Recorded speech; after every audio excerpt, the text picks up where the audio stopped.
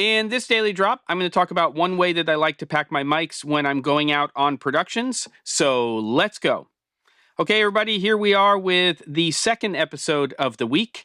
And while I said I might be wearing the same shirt 2 episodes in a row, I decided to change it just to mix it up a little bit. I am shooting these 2 episodes back to back because this camera and that audio equipment is getting packed up for an on-location shoot right after I'm done shooting this episode.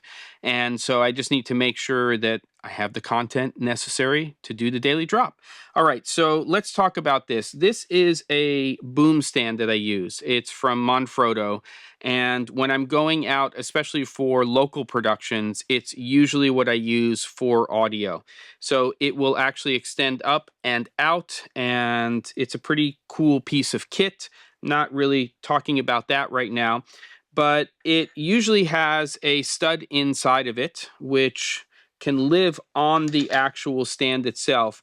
But I do feel that unless it's like a baby pin like this, which is a little sturdier, and a lot of these spigots or studs have a 1/4 20 thread on one side and a 3/8 16 on the other, that's not what this one is, that I don't like leaving them in here when I pack them up, because especially when you've got a little 1/4 20 here, the integrity of that, piggybacking onto yesterday's episode, is not fantastic.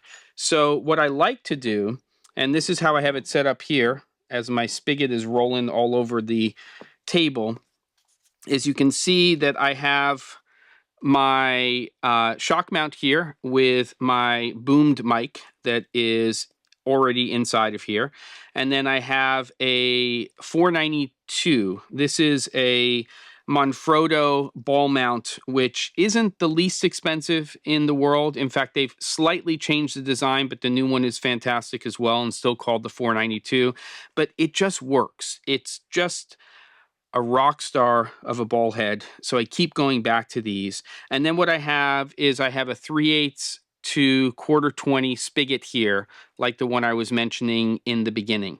So I've just put all of this together into one unit. And then what I can do is very easily pack that up into a case. That way I don't have that spigot sticking out of here. I can close this up again, like yesterday, and what I was talking about. Just make sure those threads are all the way in so you're not affecting the integrity of your equipment and it's not banging around and it's not going to bend or break off. This can work, and it works very, very well. Don't forget to, and I'll see you on the next episode of The Daily Drop.